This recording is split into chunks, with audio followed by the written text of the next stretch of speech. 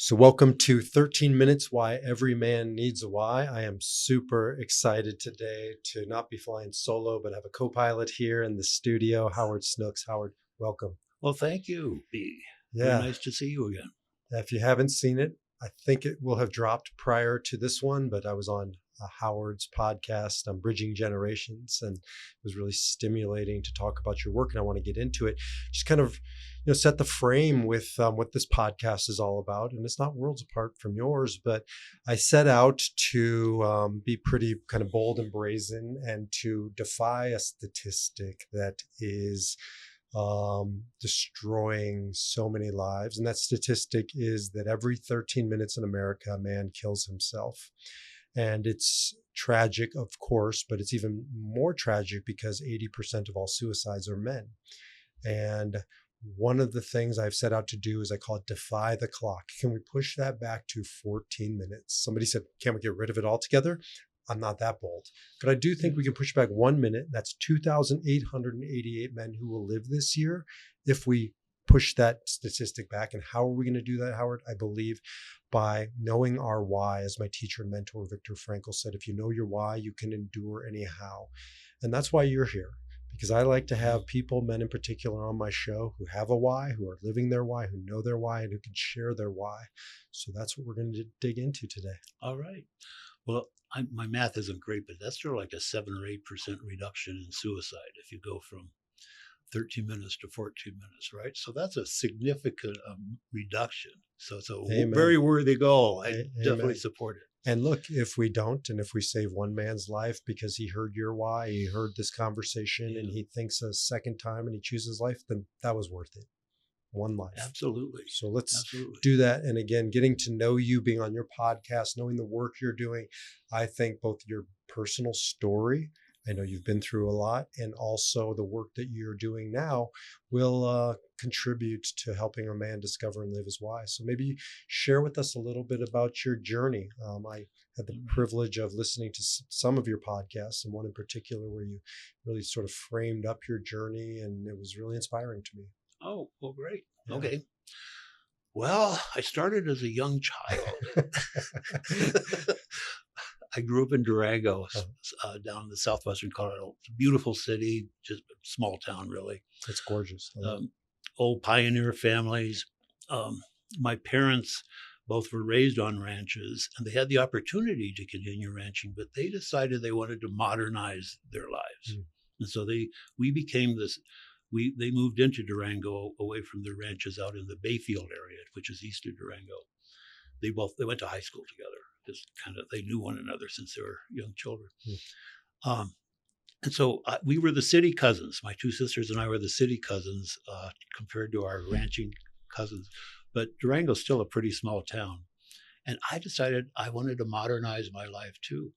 And so after I went to CSU undergraduate, and then I went on, got my master's degree in social work in Massachusetts at Smith College. And how did I get there? It's interesting. I just always was interested in the mental health careers. I didn't know what I wanted to be. A psychologist, generally speaking, I was going to be a psychologist. And I read this book called Great Cases in Psychoanalysis. And it was a paperback book. It was sort of this lurid cover of this. There's a woman who was lying on a couch, and there were pizza boxes and fried chicken and everything. And she had an eating disorder, it turned out. So that was one of the cases. But it just fascinated me. So I went on to social work school, and in a school that emphasized psychoanalytic theory as his background. Now, were my parents in favor of my doing this? My dad was a businessman. He and my mom both ended up co-owning a wholesale oil company in Farmington, New Mexico. Eventually, they moved from Durango to Farmington when I was a freshman in college. They did tell me they moved, so I did find that out. But they weren't really in favor of it. My dad was going, well, you're just going to do welfare stuff, is that all? And I said, no, Dad, I can't explain, but I'm going to do that. And they eventually got proud of me. I ended up getting my PhD, and I guess I had a couple of cousins who went on to college and stuff, but not many did. My sisters and I all have at least master's degrees.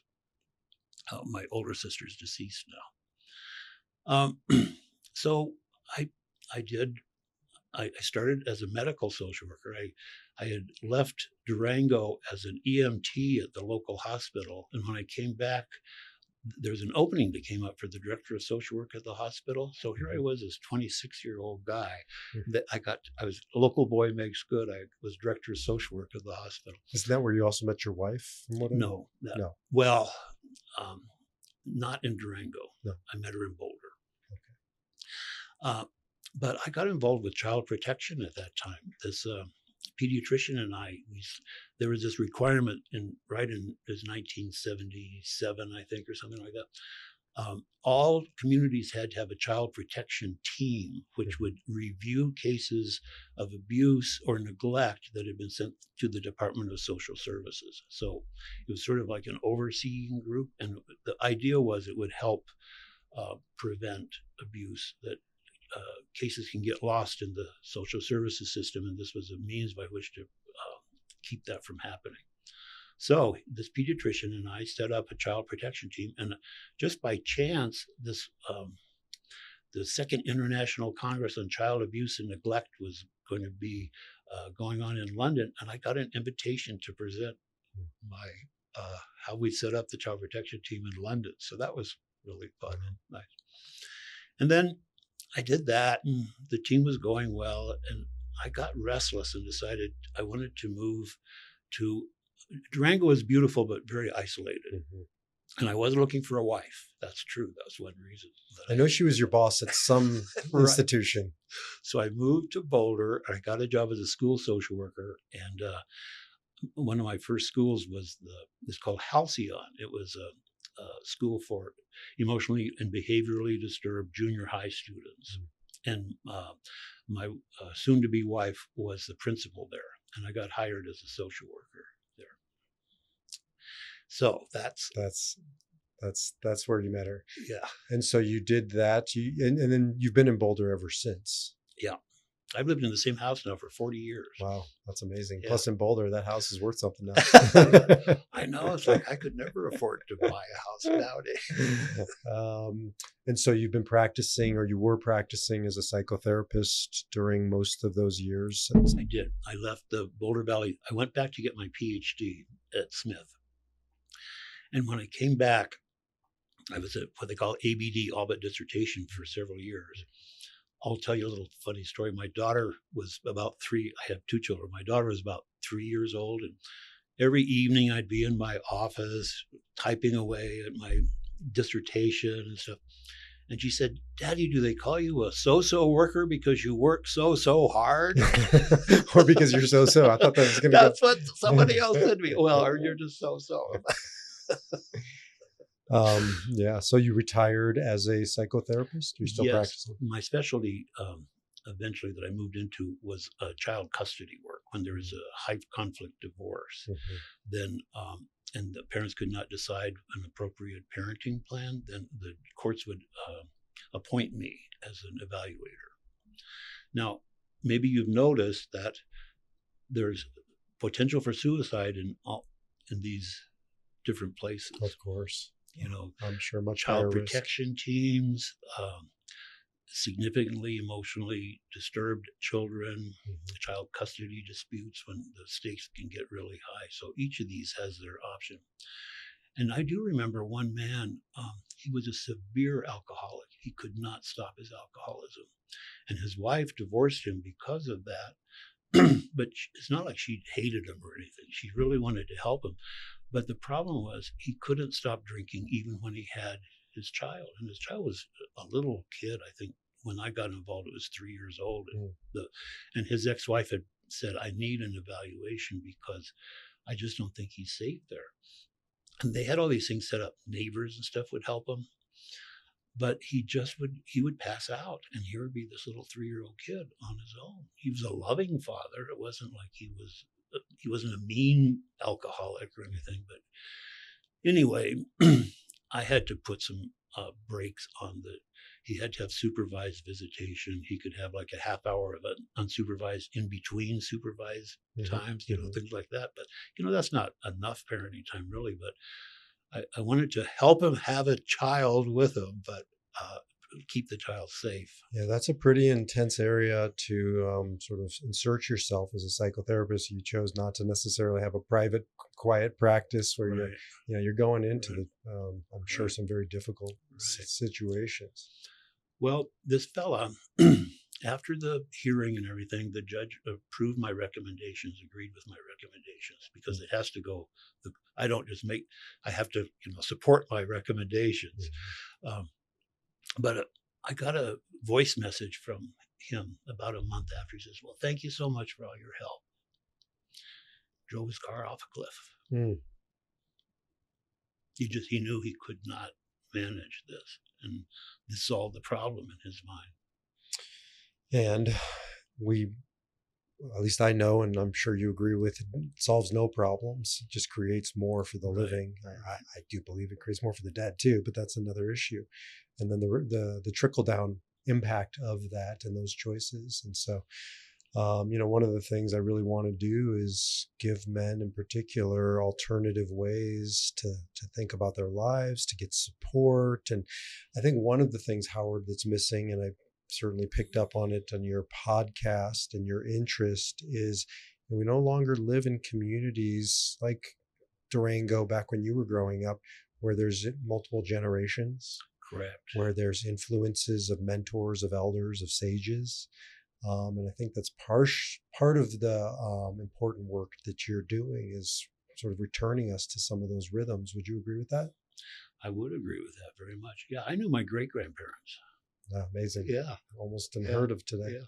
Yeah. And the other thing, luckily, just as a side, they all were into photography, both my mother's and father's side. So I have like photographs from 1869 and Mm. stuff like that.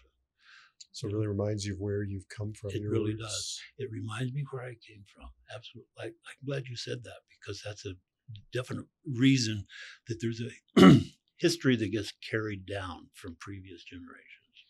Yeah, I've picked up on that with you. Is I think you mentioned before your personality typing according to the Enneagram is an Enneagram 7. Correct. Which is, for those listening, is the enthusiast, the visionary, the optimist, the go experience life and all that it has to offer. And Howard, sometimes I meet 7s who aren't rooted, and they are what I think we would refer to as Peter Pan syndrome. Right? Mm-hmm. Flying around, Mm-hmm. not wanting to ground down, the boy who never grew up, living in Neverland with the Lost Boys. You don't have that. You don't strike me as that. And I am intuiting part of it is because you are so rooted in. Yeah, that could be. And I don't know what my wings are. I can't remember my Enneagram wings, so that might have an influence too. I'm sure that does too. But I think that really the rootedness, I can feel it, comes from sort of those old tribal rhythms, knowing that those black and white pictures, your great grandparents, grandparents, parents really instilling in you some core values. Talk to me about that. Well, I will say one thing that's interesting about this. I started getting interested in genealogy. It's the only one in the family. I asked my aunt one time, well, where did my mother's maiden name was Steele? I said, well, where did the Steeles come from? She says, well, we've always been here. And Since the dinosaurs. That can't really be true. I found that the Steeles did come from Virginia, and they came over after many generations. They've been in Virginia, from very early colonial days. So they slowly made their way across. But on my father's side, the same thing. It turns out my father knew something that I didn't know, and he didn't share it with me. And that is that my great great great grandfather committed suicide. And it's the one who lived in Boulder, who came to settle in the Boulder area. He had a ranch just north of Erie. And I was just shocked. I read the newspaper article. There's all these history references to him. He was a pretty well-known guy. So The True Pioneers of Colorado, there's a book, and he's in there. And there's another one by this, I can't remember. Wilbur was the name of the guy who wrote the book, but it's also listed all the old families, the old people who lived, and he was in that too. So they didn't mention it in that, but I found a newspaper article about the obituary. And it was the weirdest story. I don't even believe this is exactly right. They said he'd had a heat stroke, and they had moved to the Fort Morgan area to start a new ranch there. They had moved from north of Erie to Fort Morgan, 1888, I think, or something, 1885 or something like that. And he had a heat stroke, and he and his oldest son were just walking around the ranch, and apparently the son was saying, "Don't worry, Dad, we can take care of the ranch." And he took out a penknife and stabbed himself in the belly. This was recorded in the article? Obituary. In the obituary. Yeah, in the obituary. And I thought, is that really what happened? That's pretty horrific. It's a horrific way. And I'm surprised the obituary reported that. Right? It sounds... Well, the scandal sheets, I think, and he was a very well-known man. So, that's... Anyway, my father knew this. And he never did tell me as I was doing all my searching. I guess he thought it wouldn't show up, or anyway, but when he was getting close to dying, he says, he committed suicide, and it just had such an impact on our family, he knew his grandparents and my great-grandparents very well, says it really affected my great-grandmother. Yeah, I was a rabbi in my former career, and I did many, many funerals as part of the job, and maybe I did 10 that were suicides. Not one of them would let me use the word suicide. It was always drug overdose. It was always some complication. And, as I've always been told, and I believe this, if you can't name it, you can't tame it, right? Yeah, and if you can't talk about it, it festers in the shadows, and particularly of a previous generation. We didn't talk about my great-grandfather's suicide or my grandmother's suicide. And, so I set out to talk about it, but I see the ramifications of families who pass down these secrets. And that's not just suicide, all kinds of secrets. There are all kinds of secrets. I also imagine, right, I don't know this, you would know this, only you could know this, but we pick up on these unspoken things as much as the spoken things. And maybe this pursuit of psychotherapist, of healer, right, is bound up in there somewhere. Well, it came from somewhere. Yeah. When you look at my family, my father, I think, was too harsh on me when I was very young, and he mellowed out as time went. He was one of those old guys that turned into a great old guy. Sometimes they can get a little grouchy, or not what so do they much say? fun. We become more of what we are. Yeah. And he definitely became a really great guy.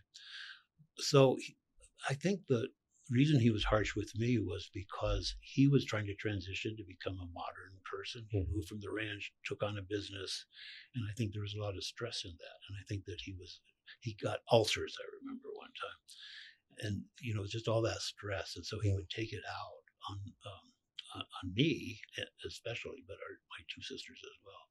And it was his father who killed himself? No, it was his great-great-grandfather. So, I think that stuff gets passed down the line, spoken, unspoken. And, I work with men exclusively now in therapy and coaching, and being a man, I can speak from firsthand experience. It's easier for us to feel anger, to feel that sort of aggression as men, than it is to feel what's underneath it. And I find with the other men, and myself included, that when I'm in that space of being hard on my kids, as an example, it's taken me a lot of work to realize it's not anger or aggression, or it's fear. I'm afraid. Yeah. Right. Yeah. And so I can feel that with your father. Yeah. Right. There's the anger or the hardness, but we both know it's coming from a place of fear of his little boy.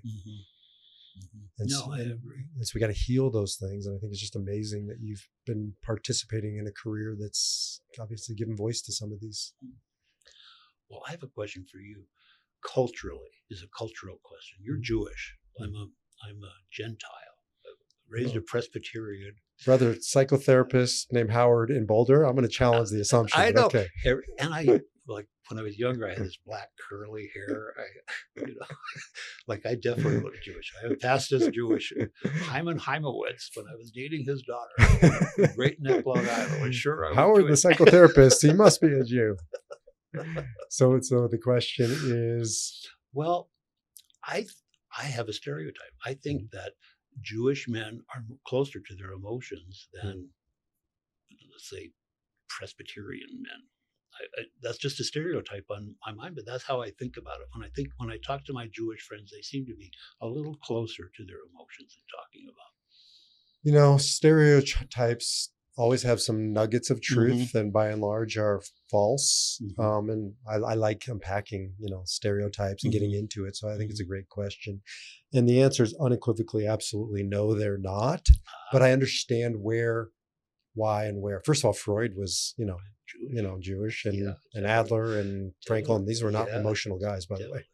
These were very cerebral guys. But I think partially it comes from a trickle down that there's a reason why Jews invented psychotherapy. Partially it was because nothing else was open to them in the medical profession. This was the third rail of medicine. Right. And so that's part of it. But the other part of it is Judaism has always been comfortable with the shadows, right? Because it's not so binary that, you believe in God or you don't believe in God. It's not as black and white. And so the gray areas are very comfortable for Jews to get into. That's so interesting. And because partially theologically, nothing's really off limits. Right? So Jews have always been comfortable in going into the darker aspects of humanity, of the psyche, of who we are, of wrestling with it, of thousands of years. And so I think when you start to get comfortable in the shadows is where you're going to experience all kinds of emotion, and it's not off limits, right? So we have, I think, more freedom historically to get into the realm of emotions, which aren't black and white. It's messy in that space. It is messy. No, it's not a science. It's more of an art. Definitely. So I think that's what you're picking up on, and it trickles down over time. Is that a long-winded answer to your question? Well, the shadow part, I think, is interesting, in the messiness of it. Those do strike me that, I don't know, just like going to a bar mitzvah or a bat mitzvah and stuff, the way that the rabbi talks about the family and stuff, it's not a cut and dried, they went to Stanford University, and all this. It's not that kind of a discussion. It's not, but I've turned to, I grew up in Nebraska, and so not worlds. Oh, right, you did. Not worlds apart from Durango. Right. Although it was Omaha, so it's a big city, but still, it's a small state, and most of my friends were evangelical, still are evangelical Christians. And one of the things I realized quite young, like bar mitzvah age and onwards, is that liberal Judaism doesn't do God very well. So they have really turned and put their attention on family and culture, and it's called tikkun olam. It's repairing the world, participating in social action and social justice, which is great, at the expense of God, because it's too touchy-feely, it's too ephemeral, it's too not intellectual. And so I've turned to Christians and many times as sort of a model of how to talk to God. Wow. So turning the tables around a little bit, and really discovering a lot of my faith in pathways outside of Judaism. So I guess that's another area. Did you grow up religious, with a religion? Well, both my grandmothers were Catholics, and they both deliberately left the Catholic Church. And I remember my grandmother telling me one time she had a goiter, this lack of in your thyroid, it's a lack of salt, I guess, and if you have a seafood diet, then you never get a goiter. But goiters used to be a big thing. Well, it was a Catholic hospital, and a nun came in. She said, you didn't marry in a Catholic ceremony. You married in just a civil ceremony. And so you aren't really married in the eyes of God, and your children are all bastards. So I think you had better get remarried, because you could die there on that operating table. So this is what my grandmother. That's a hard sell. But she said, no, get out of my room. She just sent her out. So my parents became Presbyterians. And the reason they did was the Presbyterian Church had a mission down in southwestern Colorado very early. So whenever there was a death or anything, that required a minister, or even, God knows, going to church some Sunday. I don't know how if they did that. But anyway, they all got to know the minister. And so that's why they became Presbyterians, was because of that mission. Then when I got married, I became an Episcopalian, just because I wanted to.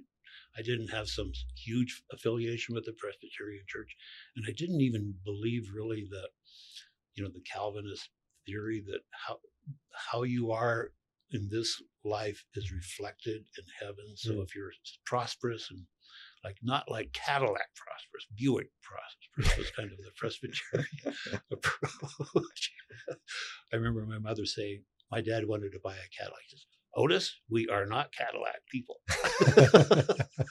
But you could buy a Buick if you want. And so do you still consider yourself Episcopalian? Do you practice? I don't practice. No. I don't know. I think about it, though. It's like sometimes Episcopalianism is called Catholic light because the expectations are less, I think, to become an Episcopalian. But I sort of fall back on it. But I'm a spiritual guy. Yeah. I'm not like. How does that manifest? What do you consider spiritual? Well, you can use terms like. By the way, you're in Boulder. Everybody's spiritual. Yeah, that's what I'm told. But I search for insight. For deep insights. I've done some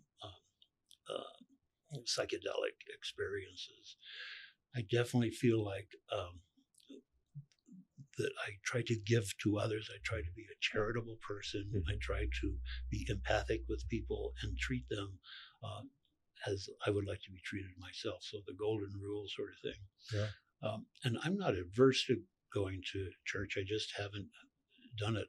When I first got married, the reason we joined the Episcopal Church was my ex-wife was good friends with the wife of the Episcopal priest of St. John's Church in Boulder, and he was quite the social activist. Like homeless people were permitted to sleep in the church, wow. And he was quite a controversial fellow.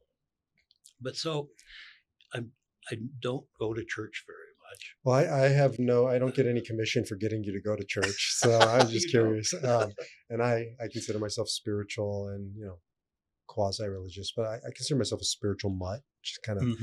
Wherever it comes from, and does it good, and does it help me be a more loving person?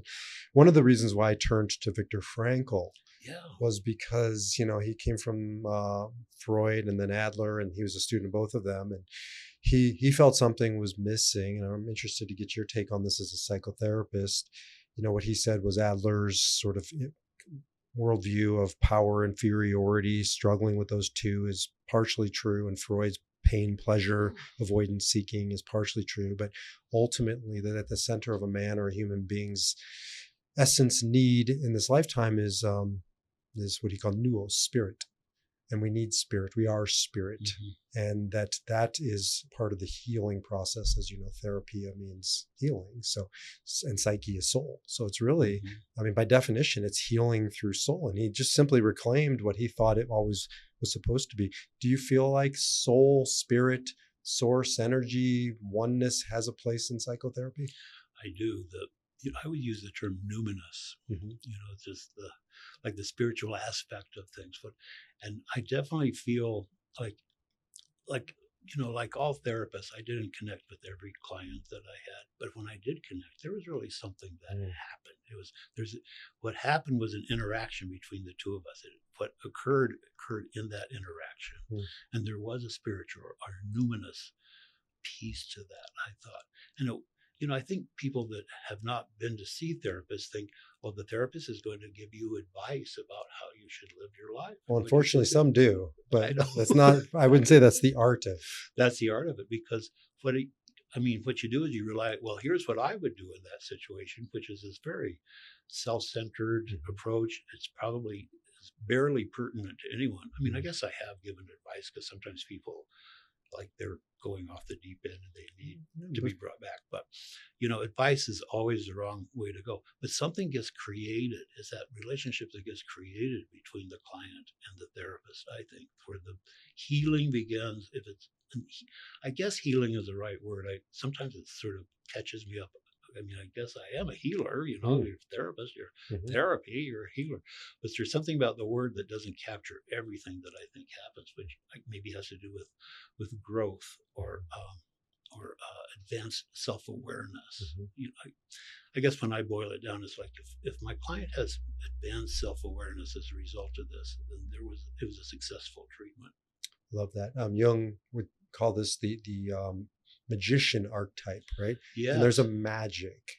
right? Yes. There Yes. is. It's alchemy. It's turning, nothing into something. And working with that person to really discover their alchemy and turn that, dirt into gold kind of a thing. Right. I can see that. So I'm in the presence of a magician. Yeah. How about that? And I love Frankl's thing about the man's search for meaning.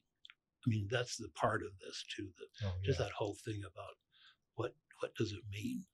And also that there's not meaning, there's Howard's meaning, right? Right. Right. There's not, that's why I can't, when I'm working with somebody from this logotherapeutic place, I can't tell them what their meaning is because I can't know. Right. But I can support them in their process of discovering and living their meaning, right? Do you think about it as creating a safe space for a person to find their meaning? Do you think about it that way? For sure. I think it was Brene Brown who said, though, and I like this term better, a brave space. Right? Mm-hmm. Because safe is a baseline for sure. And then what happens in there is, can we be brave and ask ourselves or be asked hard questions, look at the hard truths, go in there with a loving, supportive magician by our side. But I think that's to me where the real magic happens, in the bravery.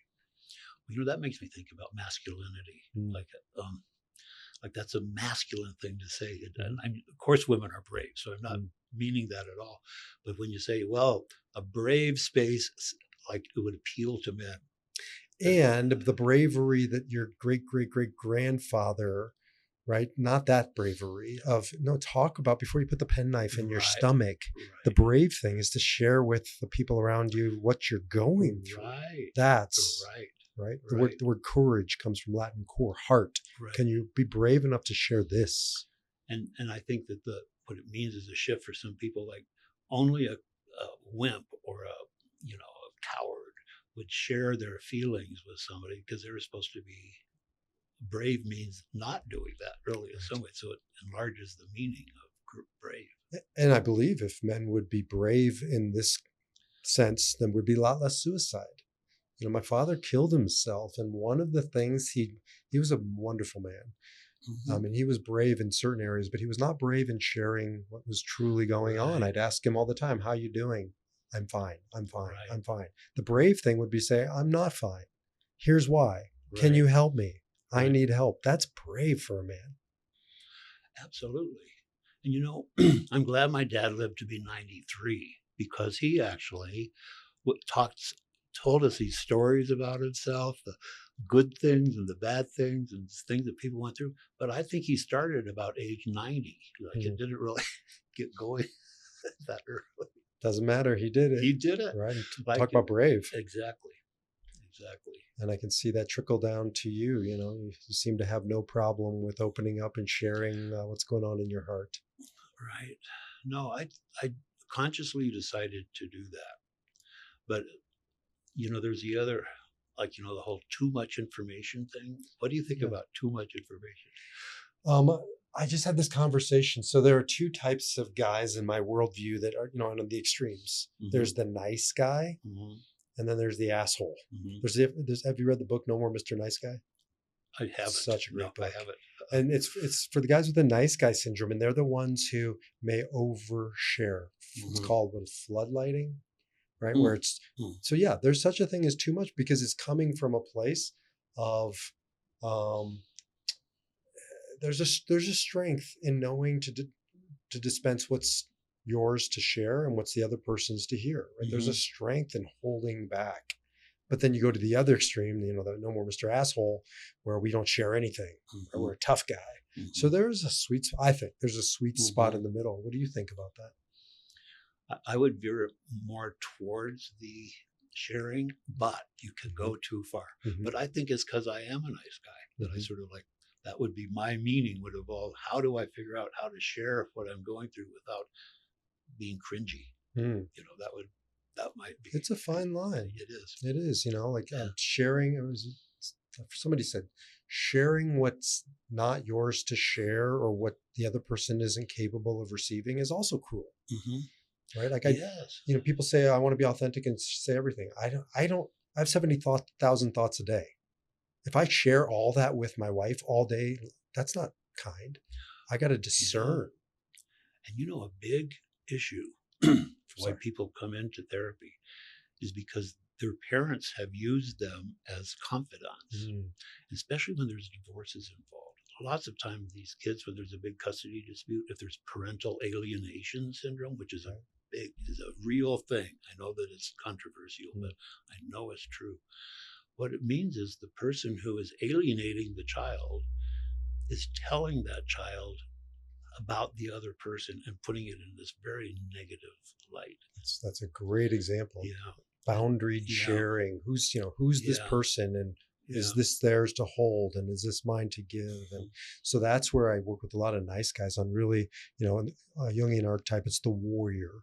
Right? Boundaries and holding boundaries is oftentimes tough for the nice guys. And we all have our work. So tell me about a little bit about that, because listening to your story on one of your podcasts, I know that 2015 was a hard year. It was a hard year. It was a hard year. So an Enneagram 7 would say a hard year. An Enneagram 8 would say it was a shit year. Right. Would you be willing to talk about that from this perspective? I will. And I guess in one way, like it's not like other things haven't happened to me, but I did get a lot of shitty stuff done in 1 year. So I don't really have to deal with it anymore. But it did start with my father's death. He was 93, so it was unexpected. I mean, it was expected he would eventually die, but he died of it pretty suddenly. So that happened in February.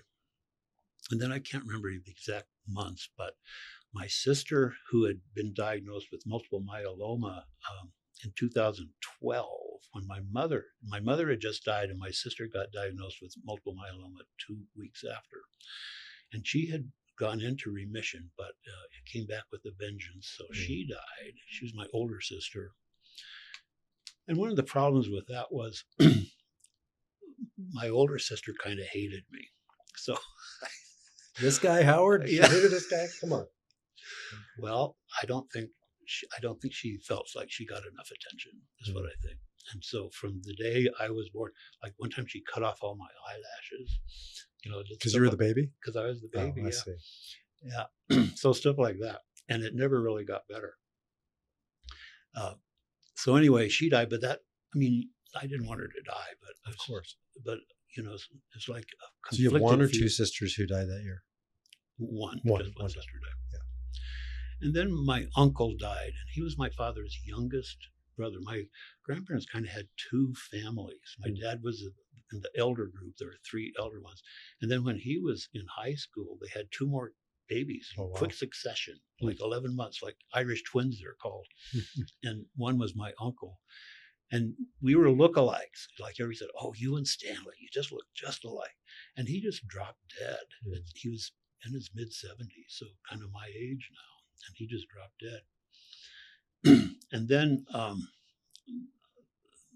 so that's my father, my sister, my uncle.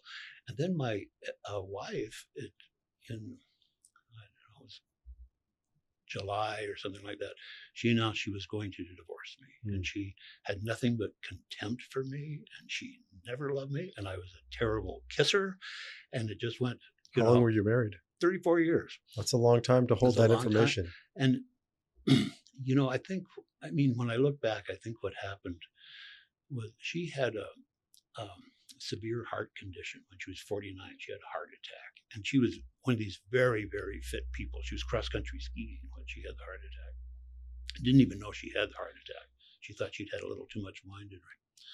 But it ended up, she had stents put in, but then she got worse. So she ended up having emergency triple bypass surgery. And, the heart is taken out of the body when you have triple bypass surgery. And there are impacts, like, is the heart the seat of the, I don't know, there's something spiritual about the heart. And it changed her significantly. And she became frightened about her life. She became much more self-centered than she was before. And I think that she felt she had a new lease on life. She didn't divorce me right away. It took several years, but there was a shift in her perception of me. And I didn't pay enough attention to that shift, I don't think. I took her, I knew she loved me. I loved her. I knew she loved me, but she didn't. So anyway, that was a very painful thing. To say the least. And my daughter has nothing to do with me now. 40-year-old daughter. She is totally estranged. I've tried many times to reconnect with her, and she will have nothing to do with it. And the things that she's accused me of doing, I want to say that they're metaphors for something, but the things that she said I didn't do. So it's like somebody's been talking to her about it. Yeah. And then the very end, I ended up having, I was in my uncle's funeral down in Durango. I ran into an old high school classmate, and Claudia had just, her husband had divorced her. Her high school sweetheart. I knew her husband as well, but after 34 years, they divorced. And so she lived in Texas, down on this cotton farm that her husband's family owned. But she happened to be in Durango because the family still had a summer home up there. So, hi, Howard. I saw her on the street. Howard, how are you doing? How's ex-wife? I said, oh, she's divorced me, or she's divorcing me. She says, well, let's have lunch. So we kind of developed, it was my first relationship after my wife had left. And I was on her farm New Year's Eve. And we'd been out traveling. We'd gone to visit my other sister in San Antonio. So we were just driving back. The snowstorm hit. That never happens. It's outside of Lubbock, Texas. And snowstorm never really happens there, but this huge blizzard hit. But anyway, I left something in the car, went out to get it, tripped and fell into a weed whacker. And I hit the blade with the right of the socket of my hip, and it had a blade on it, or it had a cover on it, plastic cover, so I didn't slice the skin, but it just sheared off the ball of the socket. And no one could come get me because of the blizzard. Like I was stuck there. She didn't even know I'd done it. I had to pound on the back door, and and there I was. I couldn't stand up or anything. Wow. So that's quite a year. And that was New Year's Eve. So from February 3rd to no worries. 2015 sucked. 2015 sucked. So are you still with Claudia? No. So tell me on the other side of that, right? So Viktor Frankl would ask his clients on the first, or patients on the first day, a pretty harsh question: why haven't you killed yourself? And he wouldn't ask them. First of all, he wasn't an Enneagram 7. Clearly, no 7's going to ask that question. But he would ask it because the only thing he knew about that person walking through the door was that he'd chosen to live. Right. And that's a starting point. And that gets into a man's why. So not necessarily getting into suicide, but you had a lot stacked against you in a very short period of time. What got you through it? What gets you through it? Well, this is interesting. I will have to say, I'm not going to kill. I tell myself, you're not going to kill yourself. You're too good looking for that. And you have a modeling career we could get into, and we don't want to disrupt.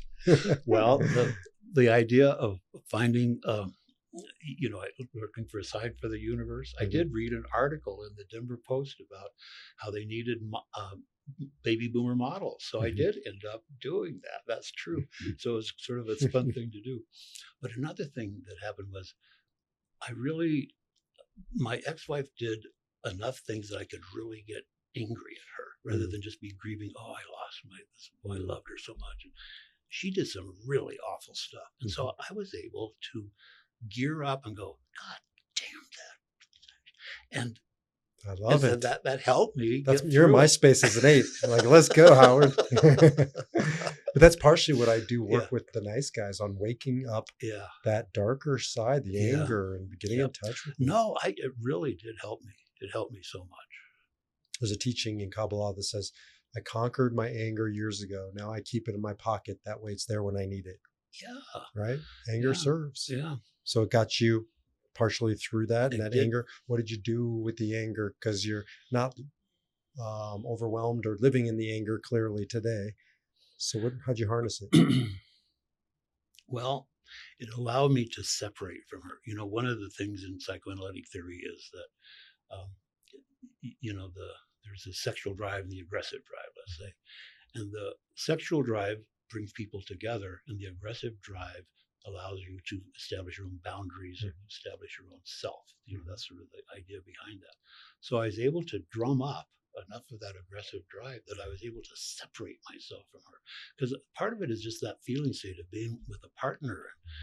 Like, it wasn't, I mean, yes, it was herself, but also when you live as a partner, I think life is easier when you're at a certain age. You just sort of take things for granted. So I had to shift my whole orientation about who I was and what my life would be. And it did help me, the aggressive drive. So for the past 10 years, you've had more independence. You're living, seems like, with pretty clear purpose. You have this amazing podcast. The Highland City Club, the people around Highland City Club were very helpful to me. And it was a very masculine approach to it. Like the Sina Simantov, who runs it, he gave me a copy of this book called, what was it? Something about the man. I'm forgetting the name. I'm getting so old, I forget. But anyway, it was like the real man, how to be a real man. And he said, here, you need to read this. And I did read it. I didn't agree with it all, but cherry pick what's true. And I just loved it that he gave me this stuff to help me. That's what I loved. So I hear community is part of the journey. Yep, definitely. And so before we wrap up, tell me a little bit about, translating all of that life experience into a podcast about multi-generations. Oh, well, that has to do with, like, there is this one guy who's 97 that I know that belongs to the club. Oak Thorne is his name. I'm going to invite him because he loves to talk and he has great stories, wonderful story. But that mentorship, that's a Erik Erikson kind of approach. I'm at the generative stage is what he calls it. And so there is something about, I also don't want to be one of those old guys that, you kids get off by a lot and don't, watch Fox News or just don't like have a life that yell at the clouds. Yeah. Yell at the cloud. But also just like getting stuck in a way of thinking. I'm trying to keep my mind open, and you have to listen to younger people. So it's mutually beneficial. Absolutely. Yeah, that's really a real relationship.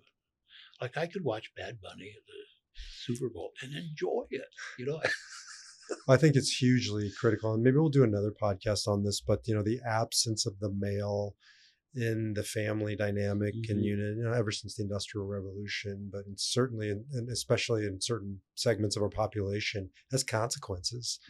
And that how do we replace that absence? And it's going to have to be in new ways. And I think what you're offering is a new way, as a surrogate sort of mentor, sage, father figure to just engage in the conversation. It's beautiful. Well, thank you. Yeah, thank you very much. I encourage our people to get on there. It's also one of many of Let's Do podcast productions. Right. So now we're under the same family umbrella. Yeah, there's sort of a good group of guys to work with, and women. I've met one of the women. So well, you need to be on my wife Ariella's podcast too. Hers is more spiritual and bent. Yeah, this is a podcast family. It's a podcast family. Yeah, we just produce it over here with this kid Yehuda, and he has his own podcast. As you run it. That's how we met. Correct. So you'll be on hers. We'll get you back on here. We'll do a whole podcast on multiple generations and how we can benefit each other. But unfortunately, time flies, and it flew right by, and here we are at the hour mark. So. Well, hey, thanks, B. It's an honor and privilege. Thank you for being here, and keep on doing the work. Thanks.